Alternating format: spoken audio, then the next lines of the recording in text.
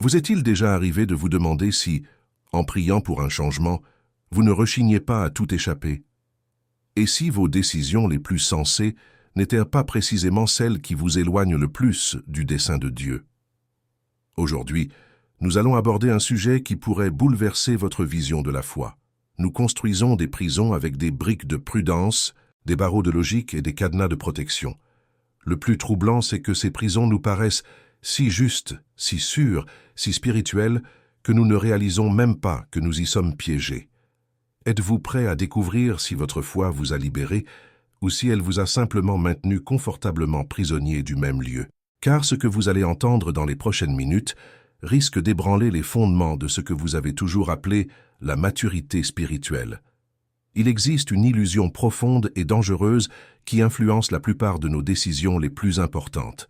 Si subtile, si profondément ancrée dans notre façon de penser, elle passe inaperçue même aux yeux des chrétiens les plus fervents. C'est l'illusion de tout voir, de croire que nos choix reposent sur une vision complète, exhaustive et exacte de la réalité.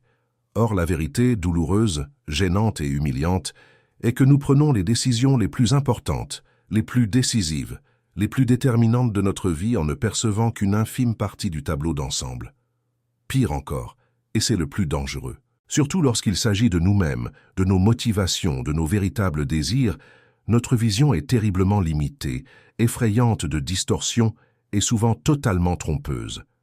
Nous vivons à l'ère de l'information abondante, des données accessibles et des technologies qui promettent de nous donner la connaissance de tout. Paradoxalement, nous n'avons jamais été aussi aveugles à nous-mêmes. Il n'a jamais été aussi facile de vivre toute une vie en se basant sur de fausses idées concernant qui nous sommes vraiment, ce que nous voulons vraiment et ce qui nous motive réellement. Nous construisons des récits élaborés sur notre propre histoire, nous retouchons nos souvenirs pour nous embellir. Nous transformons nos défauts en vertus et nous devenons les principaux consommateurs de nos propres mensonges savamment orchestrés. Réfléchissez-y un instant, en toute honnêteté. Combien de fois avez-vous été absolument certain de quelque chose, une conviction inébranlable, pour découvrir plus tard, parfois des années après, que vous aviez complètement, totalement, honteusement tort? Combien de fois avez-vous interprété une situation d'une manière qui vous paraissait parfaitement logique, alors que la réalité était tout autre, et vous ne vous en êtes rendu compte que trop tard? Combien de fois avez-vous jugé quelqu'un uniquement sur la base de ce que vous pouviez voir, de ce que vous pouviez entendre, pour découvrir plus tard qu'il existait des couches et des couches de contexte, d'histoire, de souffrance, dont vous n'aviez absolument pas conscience? Combien de fois avez-vous pris une décision qui vous semblait absolument parfaite sur le moment, approuvée par votre entourage, défendue avec conviction, mais qui, avec le temps et le recul, a révélé des conséquences dévastatrices que vous n'auriez jamais imaginées, même dans vos pires cauchemars? Et si je vous disais, non pas comme une opinion, mais comme un fait avéré par l'expérience de millions de personnes à travers des millénaires, que cela arrive bien plus souvent que vous ne voulez l'admettre, surtout dans les domaines les plus importants, les plus critiques et les plus décisifs de votre vie spirituelle? Notre capacité à nous tromper nous-mêmes est absolument terrifiante lorsqu'on prend le temps de l'analyser. Nous parvenons à construire des récits entiers, complexes et détaillés sur nos motivations, nos intentions, nos véritables désirs, et à y croire sans réserve, même lorsqu'ils sont totalement, absolument, tragiquement déconnectés de la réalité objective. Nous parvenons à nous regarder dans le miroir et à y voir une version retouchée, filtrée, embellie, améliorée de ce que nous sommes vraiment. Nous parvenons à réécrire notre propre histoire, à effacer les passages gênants, à mettre en avant les moments qui nous mettent en valeur et à créer une autobiographie qui n'a que très peu à voir avec la réalité. Nous pouvons justifier pratiquement n'importe quel choix, n'importe quelle attitude, n'importe quel comportement, n'importe quelle habitude destructrice, si nous avons suffisamment de temps pour construire les arguments adéquats, trouver les versets qui appuient notre position, rassembler les opinions qui valident notre décision. Et nous agissons ainsi non pas nécessairement par malice consciente, mais parce que nos cœurs sont désespérément trompeurs et nos esprits incroyablement créatifs lorsqu'il s'agit de protéger l'image que nous avons de nous-mêmes, le sentiment d'être de bonnes personnes faisant les bons choix. La parole de Dieu nous confronte à une vérité qui devrait nous maintenir dans une humilité radicale et une dépendance totale chaque jour de notre vie. Le livre des Proverbes, chapitre 15, verset 3, l'affirme sans détour. Les yeux de l'Éternel sont en tout lieu, observant constamment les méchants et les bons. Mais il faut bien comprendre ce que cela signifie vraiment. Il ne s'agit pas simplement que Dieu voit tout ce qui nous entoure, comme une caméra de surveillance divine, observant passivement les actions extérieures visibles. C'est beaucoup plus profond, beaucoup plus personnel, beaucoup plus troublant que cette compréhension superficielle. Il voit en nous, au plus profond de notre être, ce que nous ne pouvons percevoir, même après des années de thérapie ou d'introspection. Il voit les véritables motivations que nous dissimulons soigneusement sous des couches et des couches de justifications bien construites et d'arguments convaincants. Il voit la peur paralysante que nous appelons par facilité « sagesse acquise ». Il voit la résistance obstinée que nous baptisons religieusement prudence biblique. Il voit l'orgueil obstiné que nous présentons aux autres et à nous-mêmes comme une sainte persévérance. Il voit la lâcheté que nous camouflons habilement sous une humilité exemplaire.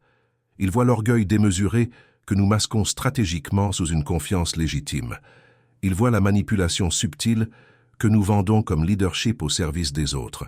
Il voit absolument tout ce que nous déployons une énergie émotionnelle et mentale considérable à cacher, non seulement aux autres, mais surtout à nous-mêmes, car la vérité sur qui nous sommes vraiment est souvent trop insupportable à affronter sans la grâce de Dieu. Et c'est là que réside le problème central et fondamental qui détruit des vies promises et paralyse des destins glorieux. Nombre de nos choix, qui paraissent si justes, si sensés, si équilibrés, si mûrs, voire spirituels et inspirés, sont en réalité des manifestations extrêmement sophistiquées de nos peurs les plus profondes. Des choix qui protègent non pas la volonté parfaite de Dieu pour nos vies, mais notre confort personnel, notre zone de confort, notre besoin de contrôle. Des décisions qui préservent non pas une foi authentique et audacieuse, mais notre besoin psychologique de sécurité, notre aversion pour l'inconnu. Des attitudes qui défendent non pas le royaume éternel de Dieu, mais notre petit empire temporel de contrôle et de prévisibilité. Et nous agissons ainsi de manière incessante avec une conviction inébranlable, des arguments si savamment construits et d'une cohérence logique, une apparence extérieure si spirituelle, un langage si parfaitement religieux et bibliquement fondé, que nous trompons non seulement les personnes bien intentionnées qui nous entourent et qui nous font confiance, mais surtout, tragiquement et dangereusement, nous-mêmes. Nous vivons des années entières, des décennies entières, voire une vie entière dans certains cas tragiques, en nous basant sur des prémices fondamentalement fausses que nous ne remettons jamais en question, car elles sont présentées sous un jour si favorable, si juste, si approuvé par la communauté, si validé par les circonstances.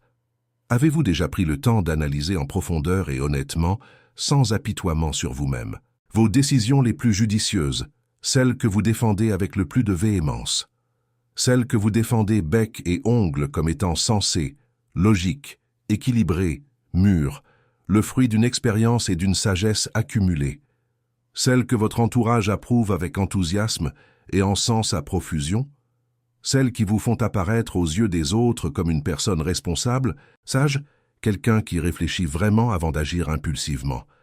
Combien de ces affirmations sont véritablement, sincèrement, incontestablement le fruit d'un discernement spirituel authentique, fruit d'un temps précieux et intentionnel passé dans la présence transformatrice de Dieu, d'une écoute patiente et attentive, de la voix souvent murmurée du Saint-Esprit, d'un alignement rigoureux et méticuleux avec les principes éternels de la parole de Dieu?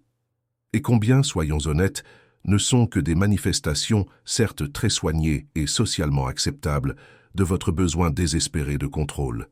Combien sont la sagesse authentique de Dieu qui se manifeste surnaturellement à travers vous, et combien ne sont que votre peur paralysante, savamment agencée en arguments convaincants et habilement enveloppée dans un langage religieux qui impressionne les gens, mais ne trompe pas Dieu? Permettez-moi de vous donner quelques exemples pratiques, concrets et parfois douloureux, qui pourraient te toucher à des aspects sensibles de votre vie.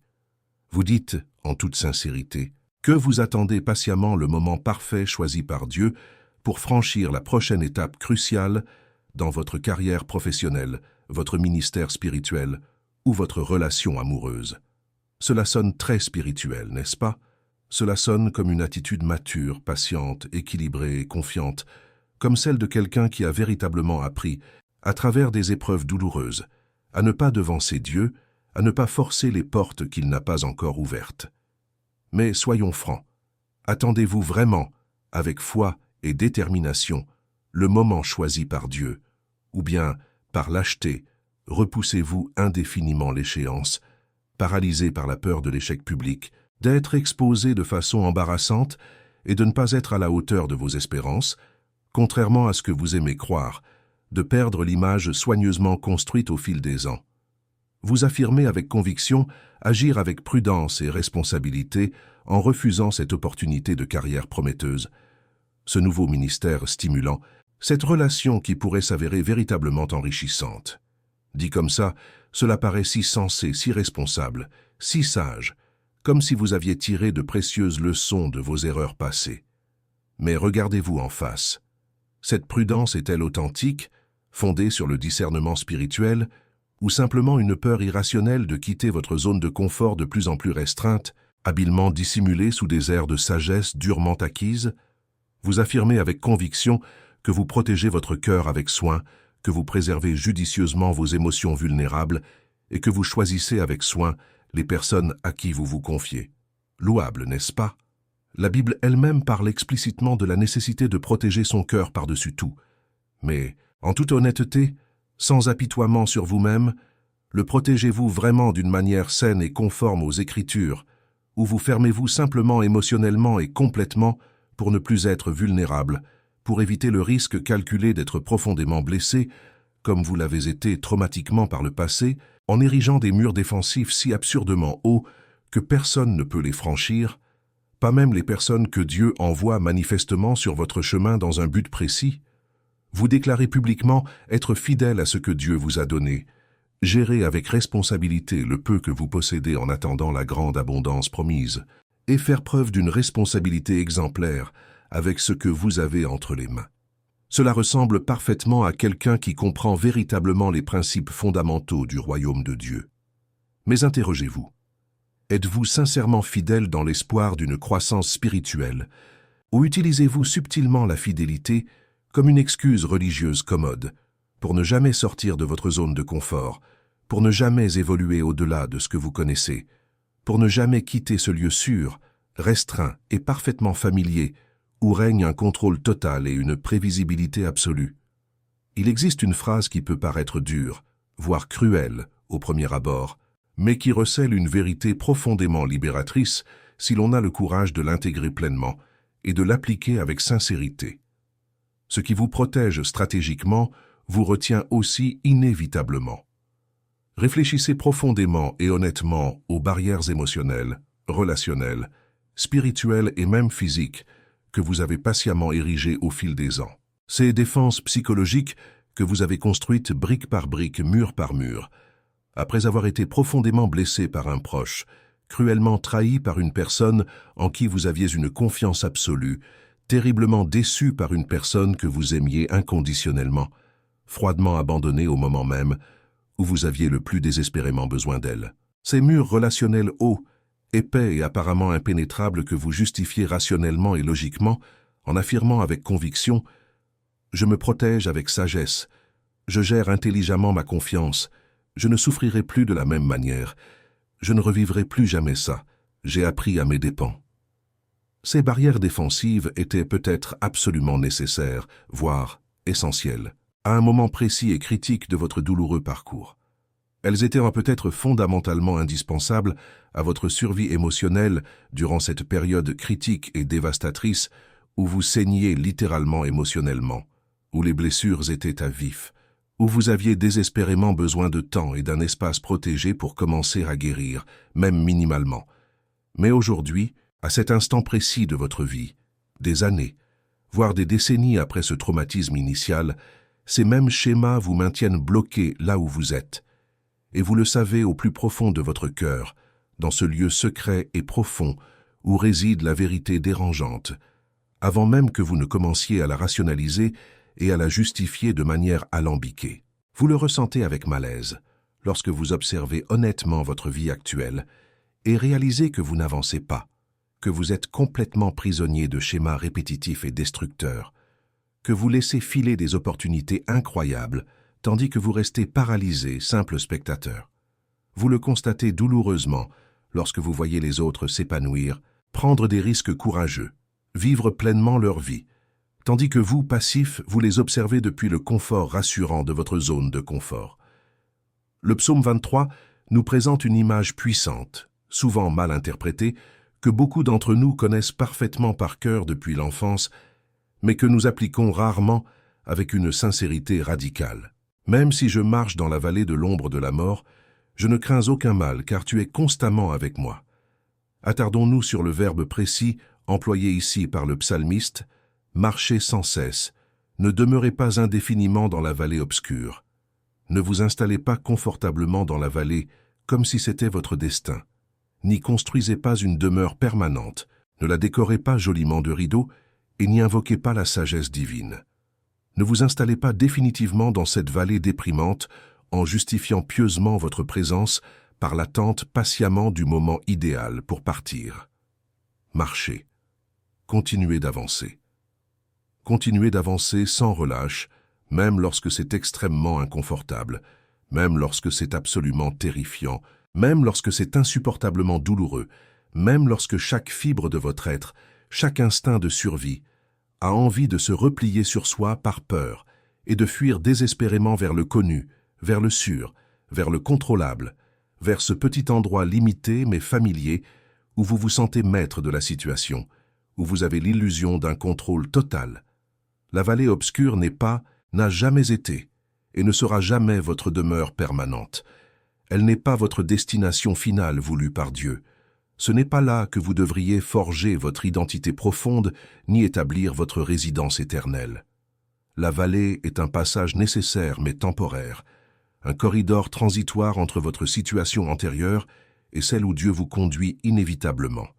Mais, tragiquement, beaucoup d'entre nous s'y installent confortablement, y achètent des meubles coûteux, y invitent des amis, décorent ses murs, puis s'interrogent, désemparés, sur la raison pour laquelle la vie semble si étouffante, si douloureusement restreinte, si désespérément petite comparée à ce qu'elle pourrait être.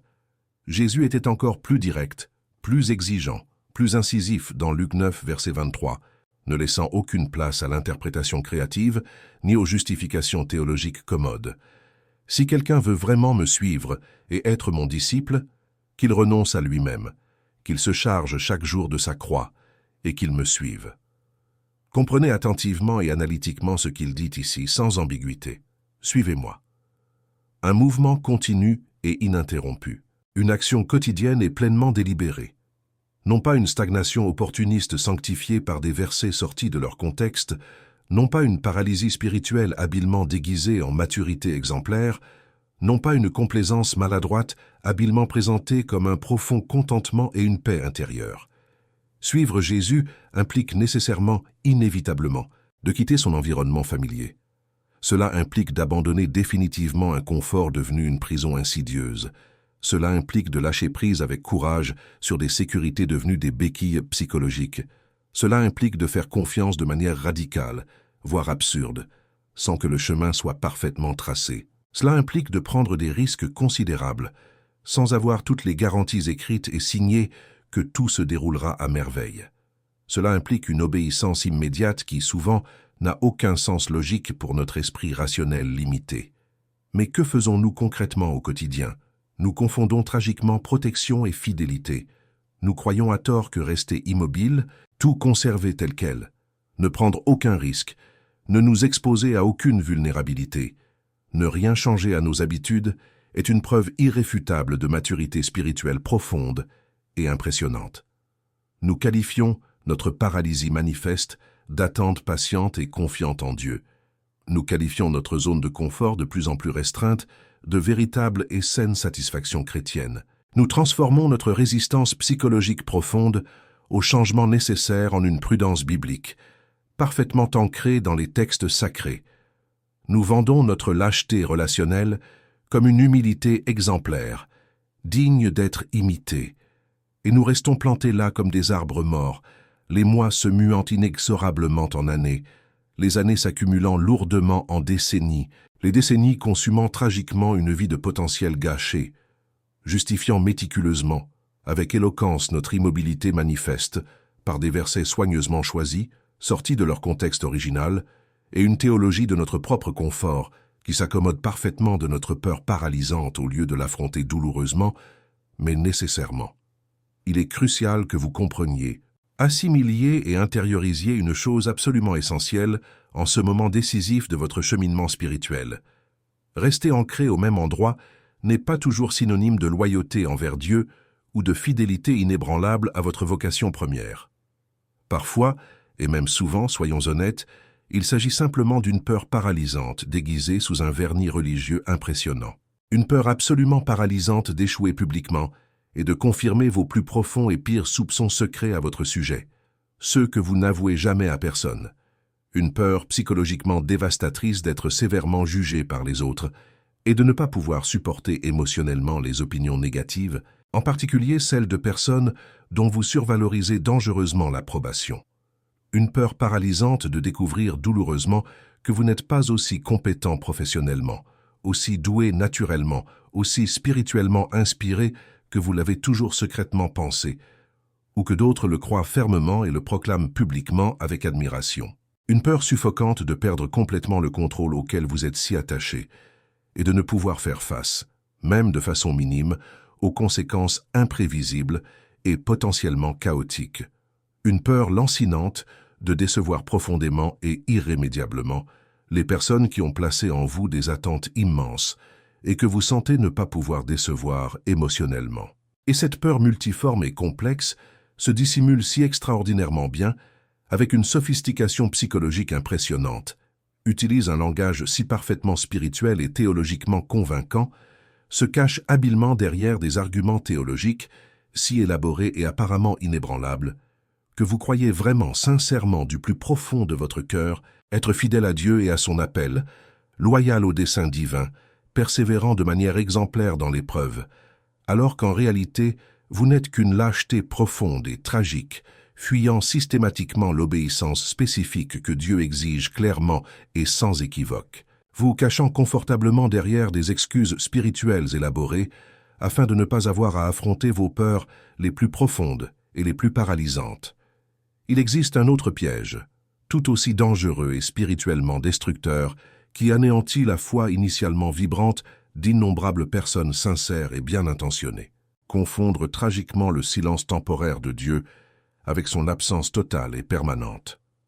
Avez-vous déjà traversé ces périodes de détresse émotionnelle, ces vallées psychologiques profondes et obscures, où le ciel semble inaccessible, comme s'il existait une barrière physique impénétrable entre vos prières et Dieu qui vous entend?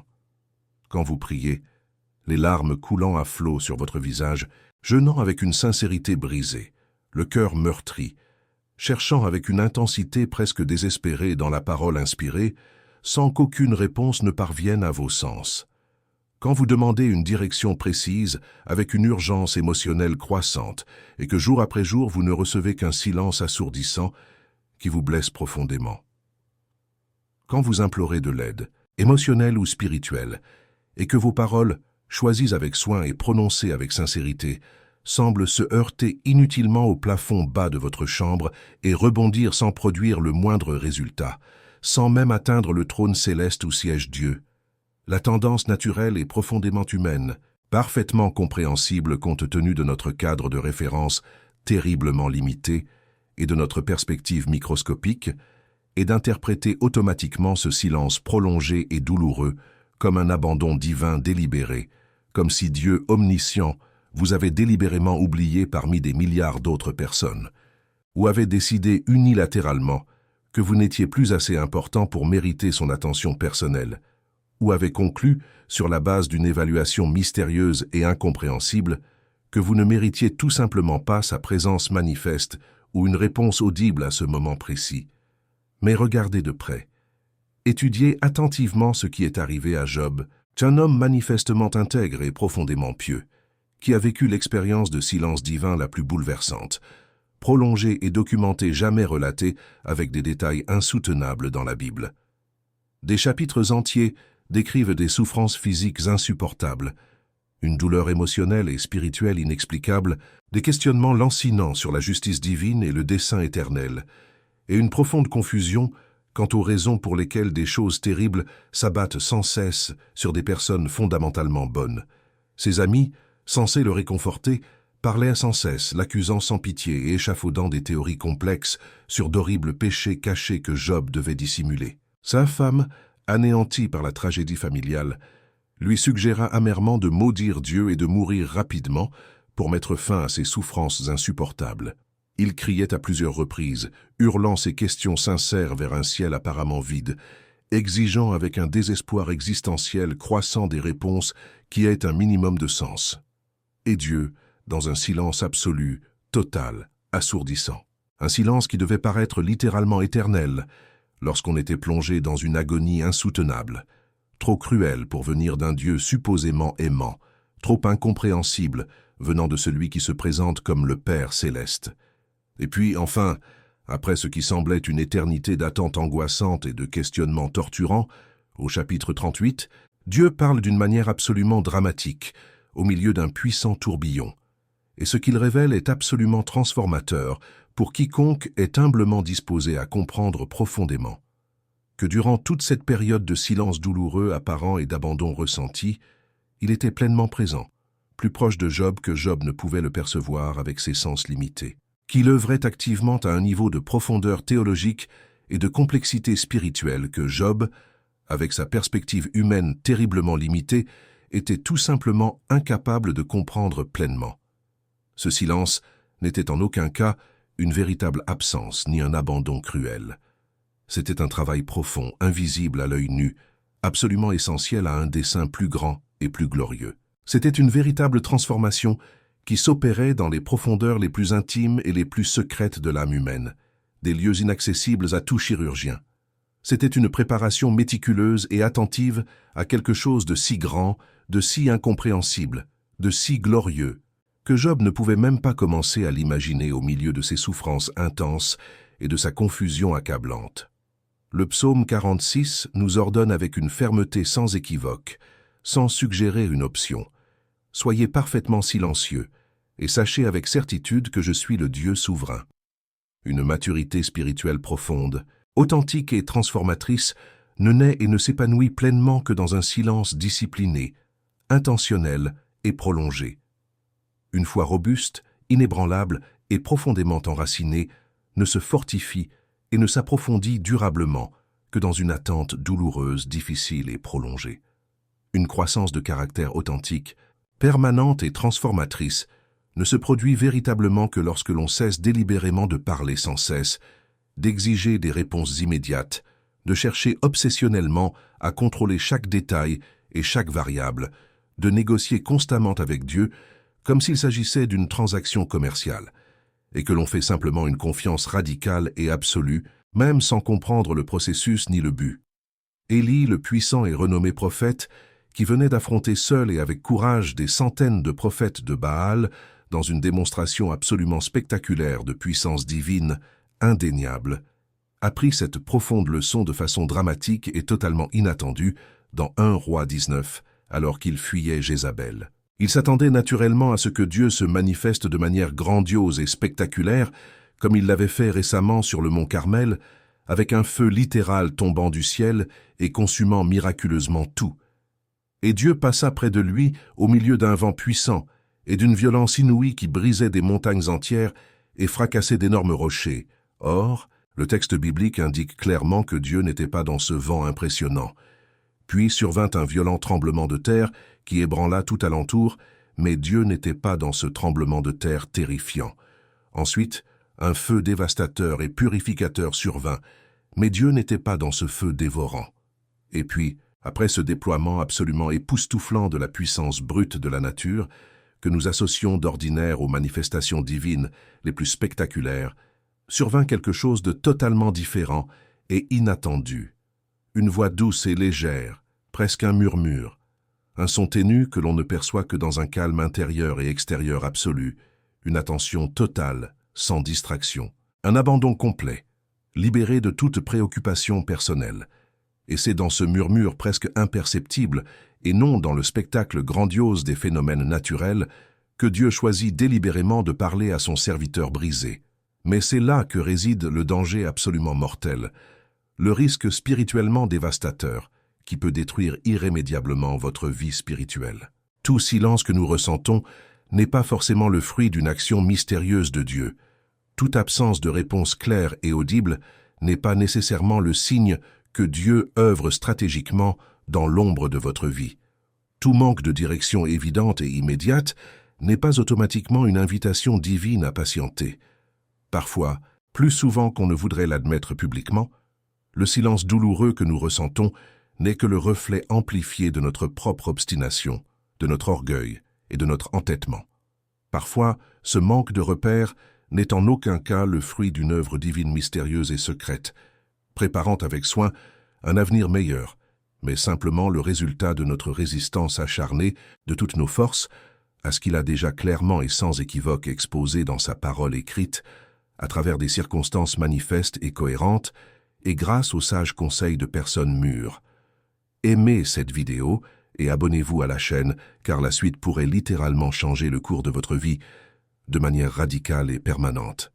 Parfois, vous n'entendez pas la voix de Dieu, non pas parce qu'il a mystérieusement cessé de parler ou qu'il a décidé de vous faire attendre plus longtemps, mais parce que vous avez déjà décidé d'avance, peut-être même inconsciemment, que vous n'aimerez pas la réponse précise qu'il va donner et que vous faites semblant de ne pas entendre clairement, en vous bouchant délibérément les oreilles spirituelles, en détournant intentionnellement votre regard de la direction évidente qu'il indique. Et c'est là l'une des distinctions les plus difficiles, les plus douloureuses psychologiquement et les plus cruciales à établir avec une honnêteté brutale, car elle exige une honnêteté sans concession, sans la moindre pitié ni la moindre concession à soi-même. C'est un niveau d'introspection profonde que la plupart des gens refusent tout simplement d'atteindre, car cela fait trop mal émotionnellement, expose trop de vulnérabilité et remet en question trop d'illusions rassurantes. À y regarder de plus près, on découvre une erreur psychologique et spirituelle qui, sous des apparences admirables, se révèle pourtant dévastatrice pour la santé spirituelle, émotionnelle et même physique d'innombrables chrétiens sincères et bien intentionnés. Il existe des attitudes profondément toxiques, véritablement destructrices et spirituellement mortelles, qui sont encensées avec effusion comme des exemples de maturité dans de nombreux milieux chrétiens contemporains. Une froideur émotionnelle morbide, flatteusement qualifiée de neutralité émotionnelle, de maîtrise de soi face à des sentiments instables et trompeurs. Une dureté de cœur dangereuse, présentée comme admirable et inébranlable dans la foi, comme une force face aux épreuves de la vie. Un isolement relationnel néfaste, pieusement justifié comme une sage précaution selon les proverbes, comme une sélectivité appropriée, comme le fait de ne pas se mêler imprudemment à n'importe qui. Et c'est là que réside un danger terrible, qu'il faut dénoncer. Lorsque l'on entend sans cesse qu'être fort signifie ne rien ressentir, que la maturité signifie ne pas pleurer, que grandir signifie n'avoir besoin de personne, on commence à construire une version de la spiritualité qui est en réalité une mort émotionnelle déguisée en sainteté. L'incapacité chronique à se montrer authentiquement vulnérable est présentée comme une sagesse acquise, une protection nécessaire, un enseignement précieux tiré des erreurs et des traumatismes passés. Le détachement émotionnel systématique est vendu comme un équilibre sain. Le contrôle obsessionnel des émotions est présenté comme une maîtrise de soi biblique. Et le chrétien qui agit systématiquement de cette manière, qui se ferme progressivement émotionnellement, qui érige des murs relationnels de plus en plus insurmontables, qui vit dans une tour isolée de protection excessive, est fréquemment félicité par les autorités religieuses, admiré par ses pairs, présenté comme un exemple inspirant de quelqu'un qui a véritablement surmonté des traumatismes difficiles, qui a véritablement grandi spirituellement à travers des épreuves intenses, qui a véritablement mûri grâce à une souffrance purificatrice. Le chapitre 16 des Proverbes, verset 25, nous avertit avec une clarté limpide, ne laissant aucune place à l'interprétation créative ou aux rationalisations commodes. Il existe une voie qui paraît droite à l'homme, correcte, appropriée, mûre, sage, mais sa fin, son destin final inévitable et tragique, est le chemin progressif de la mort sous toutes ses formes dévastatrices. Relisez ceci lentement, en savourant chaque mot, et laissez-le vous imprégner profondément. Cela paraît juste à vos yeux limités et naturel. Cela paraît correct selon votre logique humaine imparfaite. Cela paraît mûr aux yeux d'observateurs extérieurs superficiels. Cela paraît spirituel à la communauté religieuse qui valorise les apparences. Mais le destin ultime, inévitable, tragique et dévastateur, est une mort progressive et multiforme. La mort émotionnelle vous rend peu à peu incapable de ressentir une joie véritable ou une profonde tristesse, vous transformant en une coquille vide. La mort relationnelle vous isole progressivement des liens authentiques et vulnérables, vous laissant entouré de monde mais profondément seul. La mort spirituelle vous éloigne peu à peu de la présence vivante et palpitante de Dieu, même si vous entretenez méticuleusement toutes les apparences religieuses extérieures. Il y a littéralement des gens qui meurent lentement et douloureusement de l'intérieur, devenant chaque jour plus froids émotionnellement, plus distants relationnellement, plus endurcis spirituellement, perdant progressivement la capacité de rire sincèrement ou de pleurer librement. Tandis que tout le monde autour d'eux applaudit avec enthousiasme leur supposée maturité exemplaire, leur force admirable, leur résilience inspirante. Des cœurs humains se transforment peu à peu en pierres insensibles, perdant irrémédiablement la capacité de ressentir profondément, de se connecter authentiquement, d'aimer généreusement et vulnérablement, tandis que l'Église institutionnelle célèbre avec effusion sa force apparente, sa résilience superficielle, son dépassement extérieur des difficultés.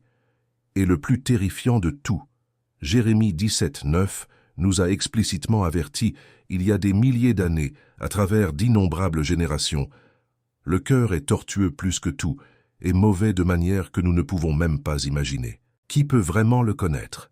Il se peut que vous vous trompiez complètement, totalement sur vos motivations cachées, vos désirs les plus profonds, vos intentions les plus fondamentales, sans même le savoir, sans le moindre soupçon.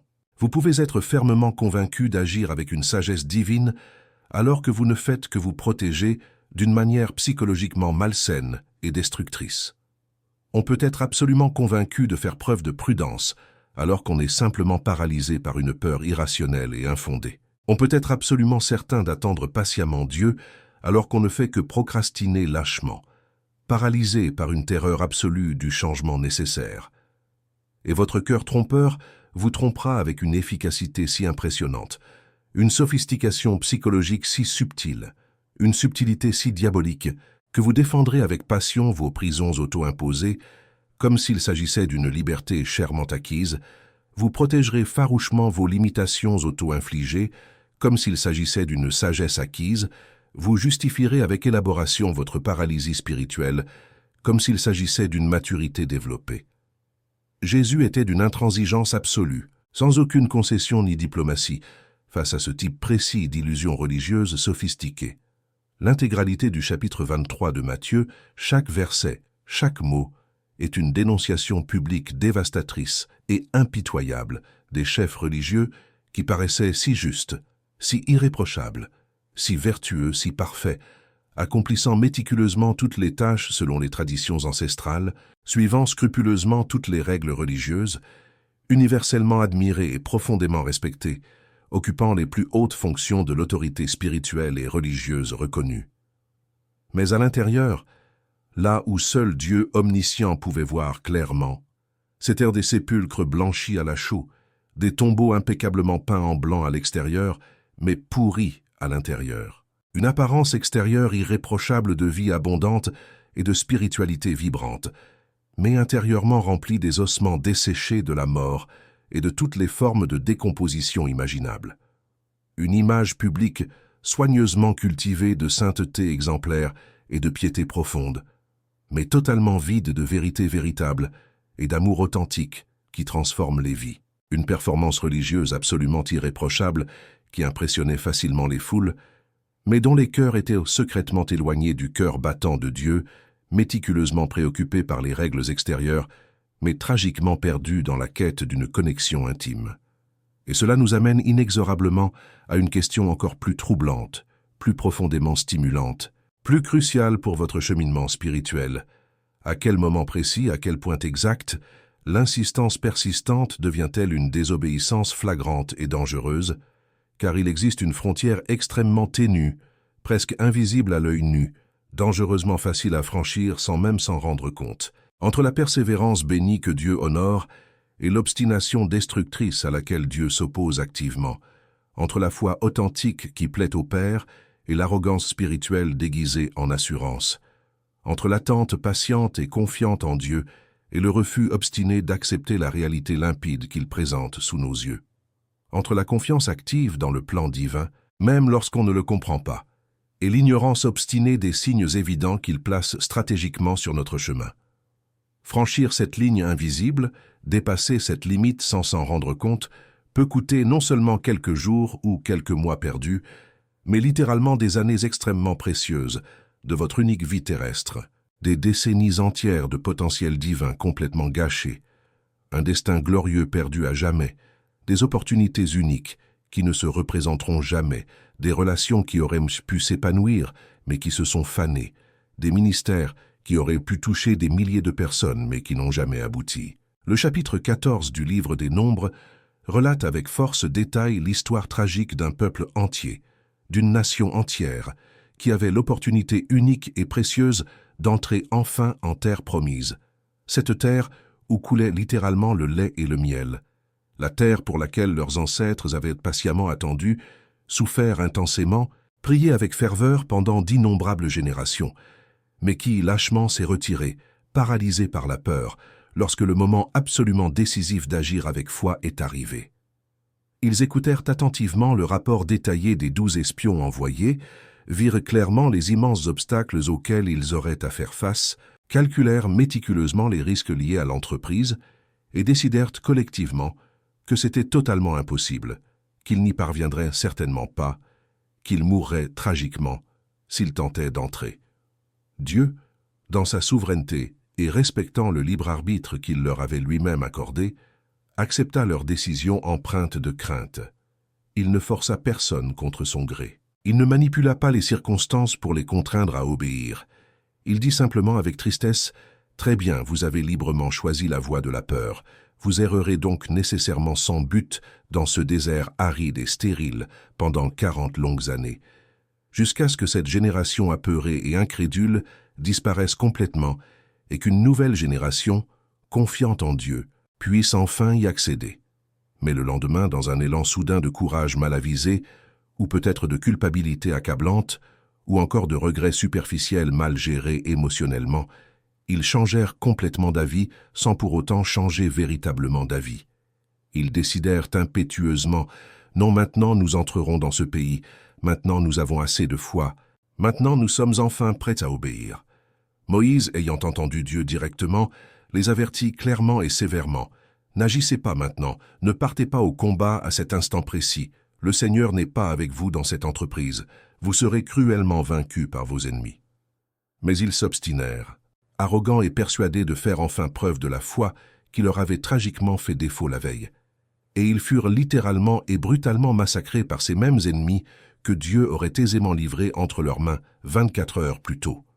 Ce même acte qui, 24 heures plus tôt, aurait été considéré comme une foi bénie et une obéissance honorable, est devenu, 24 heures plus tard, une désobéissance suicidaire et une présomption arrogante.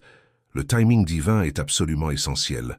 Obéir en dehors du moment parfait voulu par Dieu n'est pas une véritable obéissance, mais un entêtement religieux dangereux.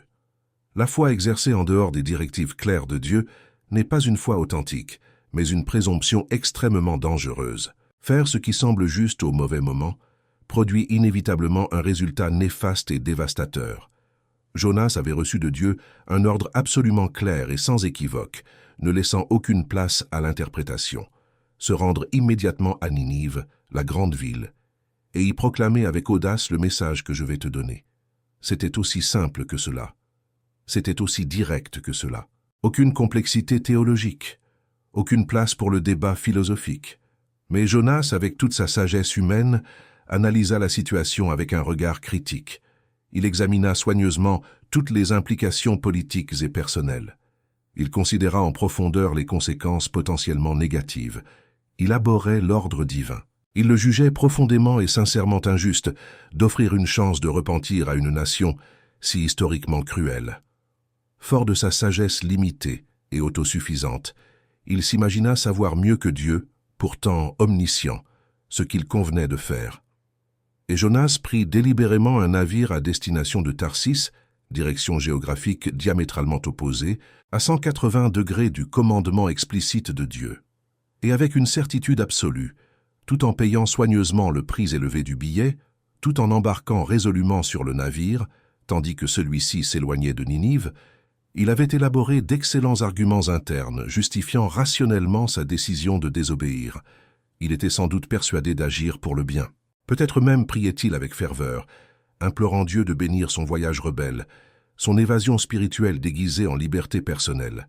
Et la conséquence inévitable de cette désobéissance délibérée, une violente tempête menaçant de détruire le navire, un risque de mort imminent pour tous les marins innocents à bord, le jet dramatique à la mer déchaînée pour sauver les autres, 3 jours claustrophobes et terrifiants dans les entrailles obscures d'un grand poisson, et finalement, inévitablement, l'obligation d'obéir scrupuleusement, mot pour mot, à ce que Dieu avait ordonné dès le départ, mais après un traumatisme inutile, des souffrances évitables et un temps précieux irrémédiablement perdu. L'Évangile selon Matthieu, chapitre 7, nous adresse un autre avertissement solennel qui doit résonner sans cesse en nous jusqu'à pénétrer nos cœurs. Entrez par la porte étroite et difficile, car large et spacieuse est la porte, et ample et confortable est le chemin qui mène inévitablement à la damnation éternelle. Et pourtant, nombreux sont ceux qui s'y engagent sans difficulté. Mais étroite et inconfortable est la porte, et difficile et exigeante est le chemin qui conduit finalement à la vie abondante et éternelle. Et pourtant, bien peu nombreux sont ceux qui le trouvent et choisissent de le suivre. La voie large paraît confortable, mais elle est destructrice. Elle est approuvée d'office par la plupart des gens. On y croise de nombreux autres voyageurs. Beaucoup de gens empruntent exactement le même chemin, alors logiquement c'est forcément la bonne voie, non? Complètement faux. Tragiquement faux. Éternellement faux. Bien souvent, la plupart du temps en fait, le véritable chemin de Dieu est étroit et inconfortable. Solitaire et sujet à interrogation, celui qui n'a tout simplement aucun sens pour la logique humaine limitée, celui que les gens remettent et critiquent constamment, celui que très peu choisissent réellement, parce qu'il exige trop, coûte trop cher, remet trop en question tout ce à quoi nous accordons naturellement de la valeur. Parlons maintenant franchement et sans détour d'un fléau qui détruit silencieusement plus de vies spirituelles que presque toute autre chose. La perversion subtile mais dévastatrice des vertus chrétiennes fondamentales. La foi, la prudence et la paix. 3 piliers absolument essentiels d'une vie chrétienne saine et épanouie. 3 concepts théologiques profonds qui devraient inévitablement nous rapprocher progressivement de Dieu et nous pousser sans cesse à une obéissance courageuse. Mais elles peuvent, d'une manière effroyablement facile et tragiquement courante, devenir les verrous les plus solides, les cadenas les plus résistants, les chaînes les plus lourdes, nous maintenant complètement prisonniers du même endroit pendant des années, des décennies, une vie entière gâchée. Il existe une foi pervertie qui paralyse complètement au lieu d'inspirer. Une foi qui s'est insidieusement transformée en une excuse éloquente et spirituellement séduisante pour ne pas agir quand Dieu appelle, pour ne pas prendre de risques quand Dieu ouvre des portes, pour ne pas obéir quand Dieu commande clairement. C'est la foi qui déclare pieusement « J'attends patiemment un signe plus clair de Dieu, une confirmation plus évidente, le moment de me sentir pleinement prêt et capable, alors que Dieu s'est déjà exprimé sans équivoque à travers sa parole, a déjà ouvert miraculeusement la porte de l'opportunité, a déjà tracé le chemin avec une clarté parfaite grâce à des circonstances providentielles, mais que vous insistez pour exiger des garanties plus absolues, une sécurité plus complète, une certitude plus totale, avant de faire le premier pas d'obéissance. L'Épître de Jacques, chapitre 2, est d'une clarté implacable, ne laissant aucune place à l'interprétation. La foi sans œuvre est morte, irrémédiablement morte. Elle n'est pas simplement endormie, attendant d'être réveillée, elle n'est pas simplement momentanément faible, ayant besoin d'être fortifiée. Elle est catégoriquement morte, un cadavre spirituel sans vie. La foi qui ne se traduit pas inévitablement par une obéissance pratique et concrète, par des actions mesurables et observables, par des actes réels et vérifiables de confiance active, n'est tout simplement pas une foi authentique et vivante. Elle n'est qu'une adhésion intellectuelle vide, un assentiment mental stérile, une théorie religieuse sans vie spirituelle vibrante et transformatrice. Le chapitre 3 du livre de Josué relate avec force le moment crucial où Israël s'apprête enfin à entrer en terre promise après 40 années d'errance infructueuse dans le désert. Ils atteignent enfin le Jourdain, dernier obstacle physique avant l'accomplissement de la promesse. Mais ce n'est pas la saison sèche, propice à la paix. C'est une période de crue dévastatrice. Le fleuve déborde violemment, rendant la traversée dangereuse, voire humainement impossible pour des millions de personnes, dont de jeunes enfants et des personnes âgées fragiles. Et Dieu donna un ordre qui dut paraître absolument insensé, complètement irrationnel, totalement contraire à la logique de l'instinct de conservation. Les prêtres qui portent avec révérence l'arche sacrée doivent d'abord mettre les pieds dans l'eau, avant qu'un miracle visible puisse se produire. Pas lorsque la rivière s'assèche miraculeusement sous les yeux de tous. Pas lorsqu'un pont surnaturel apparaît entre les rives. Pas lorsqu'un chemin visible et manifestement sûr, préalablement testé, est établi. D'abord, avant même de constater la moindre preuve tangible, posez délibérément vos pieds vulnérables dans l'eau impénétrable, et alors seulement, j'accomplirai le miracle surnaturel dont vous avez désespérément besoin.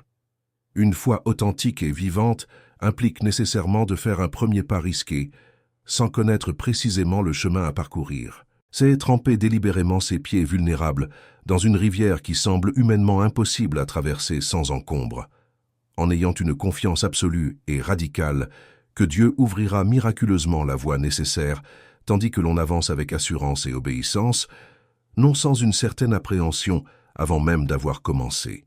Et il existe une prudence perverse qui n'est autre qu'une peur paralysante, savamment orchestrée en arguments convaincants et logiquement structurés. Une prudence qui s'est insidieusement muée en une excuse sophistiquée et intellectuellement respectable pour ne jamais prendre le moindre risque, ne jamais tenter quoi que ce soit de nouveau ou d'inconfortable, ne jamais quitter sa zone de confort microscopique et sans cesse réduite.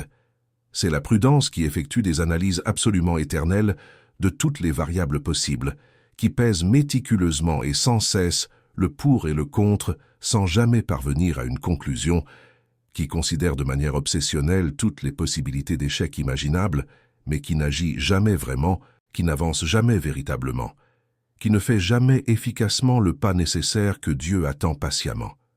Il existe sans aucun doute une saine prudence biblique que les proverbes louent et recommandent fortement, qui consiste à calculer de manière responsable le coût réel avant de commencer, à planifier judicieusement en tenant compte des ressources disponibles et à agir avec un discernement authentique fondé sur la sagesse divinement révélée.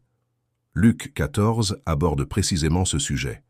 Quel constructeur avisé ne prend pas d'abord le temps de calculer soigneusement le coût des travaux afin de vérifier s'il dispose des ressources nécessaires pour les mener à bien? Quel roi prudent ne vérifie pas d'abord s'il a suffisamment de soldats avant de déclarer la guerre? Mais il existe aussi, tragiquement courant dans les milieux chrétiens, une prudence profondément morbide et paralysante qui n'est autre que de la lâcheté élégamment vêtue d'habits socialement respectables, une peur inavouée, utilisant un vocabulaire religieux impressionnant, une paralysie totale habilement déguisée en sagesse mature. Jésus a aussi dit clairement: celui qui s'attache à sauver sa vie la perdra inévitablement, mais celui qui la perdra courageusement à cause de lui et de l'Évangile la retrouvera à sa grande surprise. Il arrive inévitablement un moment critique où le calcul incessant des risques, l'analyse perpétuelle des possibilités, ne sont plus qu'un prétexte pour ne jamais vivre pleinement, ne jamais prendre de vrais risques, ne jamais connaître la vie abondante promise par Jésus. Il arrive un moment décisif où la prudence, même légitime, devient une prison étouffante qui tue les rêves et brise les destins. Et il existe une paix illusoire, une paix paresseuse et résignée, habilement dissimulée sous les traits d'une profonde et mûre sérénité spirituelle. Une paix qui n'est en aucun cas le fruit d'une confiance active en Dieu, mais le résultat prévisible d'une résignation passive et vaincue. Une paix qui ne provient pas véritablement d'une immersion au cœur même de la volonté divine, mais simplement d'un abandon las de toute ambition d'une acceptation passive de la médiocrité comme destin ultime, d'une réduction progressive des attentes jusqu'à un point dépressif où plus rien ne compte vraiment, car plus rien n'a d'importance, car le cœur s'est déjà lentement éteint au rêve et à la quête du dessein divin. Dans Jean 14, Jésus dit avec amour à ses disciples inquiets, « Je vous laisse la paix comme un précieux héritage. Je vous donne ma paix, non pas comme le monde la donne superficiellement. » Mais cette paix surnaturelle de Jésus n'est en aucun cas une simple absence de difficultés ou de problèmes complexes. Ce n'est pas une vie confortable sans aucune turbulence. Ce n'est pas un chemin facile sans obstacles importants. C'est une paix profonde qui demeure inébranlable au milieu de la tempête. C'est une tranquillité surnaturelle impossible à expliquer rationnellement dans des circonstances naturellement troublantes et menaçantes. C'est un repos profond au milieu du chaos et du désordre. Ésaïe 30 nous interpelle directement. C'est dans une repentance sincère et un repos confiant que réside votre véritable salut. C'est dans une paix surnaturelle et une confiance inébranlable que réside votre vigueur sans cesse renouvelée. Mais ensuite, il nous accuse douloureusement. Pourtant, vous avez refusé d'obéir. Il existe un repos sacré que Dieu offre généreusement. Un repos actif et fortifiant qui vous donne la force nécessaire pour agir avec obéissance, qui vous insuffle une énergie surnaturelle pour accomplir le dessein révélé de Dieu. Mais il existe aussi une fausse paix trompeuse qui n'est qu'une lassitude chronique habilement déguisée en sagesse, une résignation lâche vendue comme une maturité exemplaire, une acceptation résignée de moins que ce que Dieu a glorieusement prévu, vendue comme un authentique contentement chrétien. Vous êtes donc en paix? Formidable. Mais s'agit-il de la paix véritable qui naît du fait d'être exactement là où Dieu veut que vous soyez, de faire précisément ce à quoi il vous a appelé, de vivre une obéissance active au quotidien? Ou bien est-ce une paix illusoire qui résulte de l'abandon du combat, de l'abandon des rêves que Dieu a placés dans votre cœur, de l'acceptation résignée d'une situation qui ne devrait être que temporaire et passagère? La vérité, libératrice bien que douloureuse au premier abord, est la suivante. Dieu nous appelle sans cesse à une confiance active, en un mouvement constant et progressif, et non à une paralysie justifiée par des versets sortis de leur contexte. Il nous appelle à une foi agissante, à une prudence qui n'engendre pas une paralysie permanente, à une paix qui fortifie l'obéissance. Il vous appelle à lui faire une telle confiance que vous soyez véritablement prêt à avancer, même lorsque le chemin vous échappe. À lui faire une telle confiance que vous soyez prêts à prendre des risques considérables, même sans aucune garantie. À lui faire une telle confiance que vous soyez prêts à lâcher prise et à avancer courageusement par la foi et non par une vision limitée. Voici la question finale et bouleversante qui doit résonner en vous jusqu'à ce que vous y répondiez honnêtement. Vivez-vous vraiment par la foi ou vous contentez-vous de survivre grâce à une peur bien dissimulée? Suivez-vous vraiment Dieu?